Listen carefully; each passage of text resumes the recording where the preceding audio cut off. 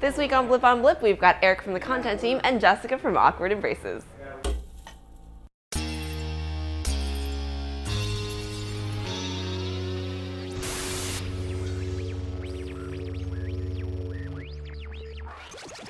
Hey guys, Annie here, and you're watching Blip on Blip. Kelly and I created the show to give you an inside look at what goes on behind the scenes right here at blip.tv. So it's the middle of April, not much to see here. Move along. Just kidding. I stopped to talk with Eric Mortensen from the content team. Let's hear what he has to say. So I'm sitting here with Eric Mortensen, who's the director of the content team here at Blip. Thanks for being with us. Thanks for having me. Awesome. Okay, so like always, why don't you tell us what your job is at Blip? What exactly is it that you do? I do a lot Yes, with content at Blip. Kind of running the gamut. I was the first hire at Blip. I was the content team for a long time. Yes. And the sole Eric composed the entire content team. Yeah, and so, you know, right now I'm actually in a process of narrowing that focus. Now that there are a lot of other people here, figuring out where I can best focus my attention. A lot of that, I think, is on the content library itself, finding ways to really surface the best work that there is. You have a very good eye for curating very cool videos. I know you have a blog, a very popular Tumblr blog actually, called Image Oscillite. Oscillite. Why don't you tell us a little bit about it? Sure. Image Oscillite is actually it's the name of one of the components of Philo Farnsworth television that he invented. Okay. And somehow I stumbled upon it when I was literally looking for something interesting to call. Like, I can never quite bring myself to name it something that might actually help people understand what it is. It has to be like a cool, vague thing that you have to look site. at. Like, it means something, but you got to know. You got to be cool. It's totally underground. You probably never heard of it. And what I'm trying to do there is bring attention to something more than, like, you know, either, you know, the latest Britney Spears video or, you know, the infamous dog on a skateboard kind of stuff, which is awesome stuff, but it's not hard to find that stuff, and there's a lot of wonderful stuff.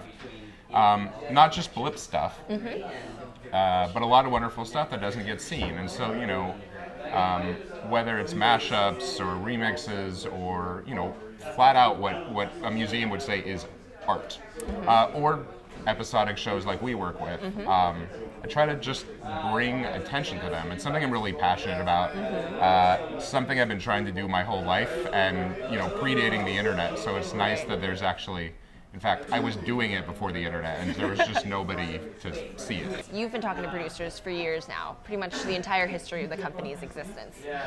What have you learned in all that experience? What important sage advice would you give to a new web producer?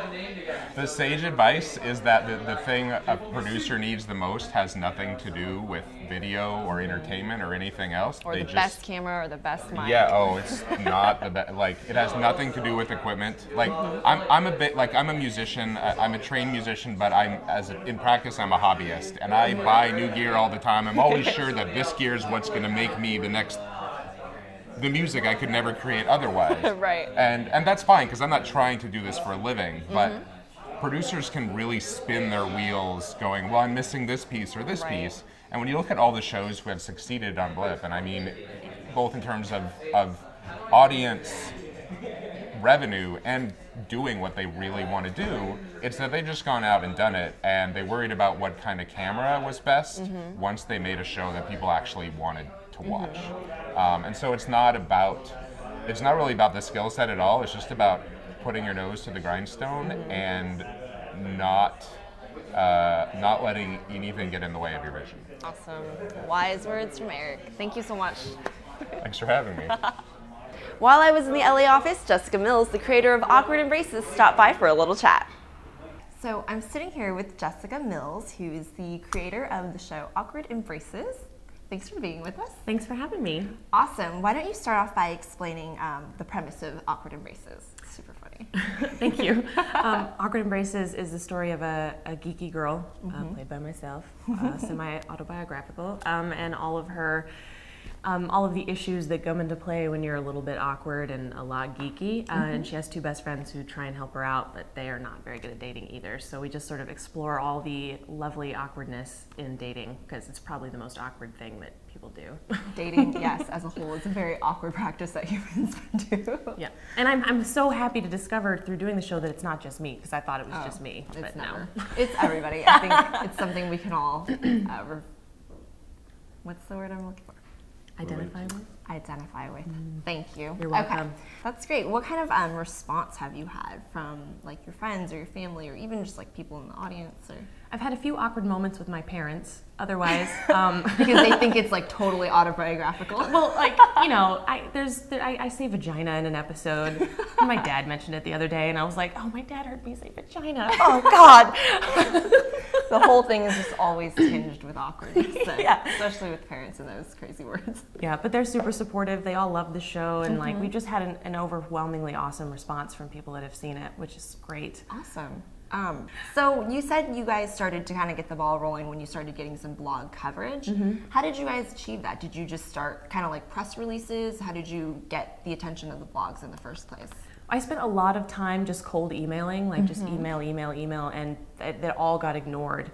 Oh no. Yeah, but you know, they get so many submissions. What happened, oddly enough, it was such a chance thing, was Jill Pantozzi writes the Nerdy Bird blog, and the Awkward Embraces Twitter followed her, and like a month later she kind of noticed, and our tagline is Nerdy Girls Need Love Too, so she was like, I want to check this out, and she watched it and loved it, and she blogged about us, and that was really like, that kind of was what broke for us. Awesome. Because then all the other like geek blogs and all the geeks that read her blog, then and then they started covering it, and that was sort of, she's my favorite person. That's awesome. That's awesome. So to other producers out there who are making web shows, do you have any advice for them? The advice that I always give them is that the writing and the acting are the most important things. Like the flashy stuff is great and it's cool and it adds a lot of production value, but if you don't have a solid story that people want to see, and actors who can do it in a way that they identify with, then you really don't have anything. So I always say that, you know, make sure that's solid first, and then go do all the rest of it. But you know, sometimes it tends to happen backwards, and then it's a little bit weak because it may look really cool, but you're just not really engaged in what's going on. There's nothing to bring people back. Right, exactly. You got to get the right stuff good first. Right, exactly. Awesome. So I have another question. Between seasons 1 and 2, what did you do to bring people back for that second season?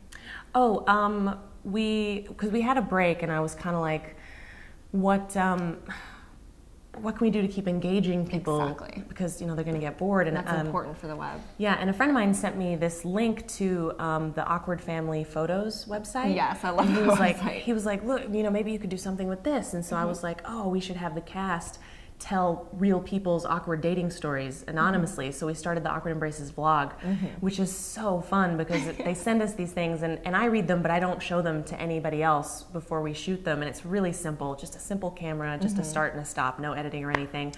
And we just read it out loud and make like talk about it. And we're like, what? Like, how did that really happen? And they're super, super fun, and people have liked them a lot. So easy to produce ancillary content. Exactly. In between seasons to bring them back. Yeah. All right. Thank you so much, Jessica, for taking the time and sharing your experiences with us. Thank you for having me. I'm thrilled to be here. Super fun. More fun for me, probably. Blip is totally like the cool kid table for web series, and I'm like, I'm in Blip and they're talking to me. No, no, we're so happy to have you. We should just awkwardly embrace right now. Oh, can we? Yes. Okay, ready? 1, 2, 3. Oh my God, it's so awkward. Yay! Thank you. That's it for this week on Blip on Blip. You can catch us next week and every Tuesday after that right here at the blog, 1 p.m. Eastern, 10 a.m. Pacific. Have a good one, guys. We'll see you next week.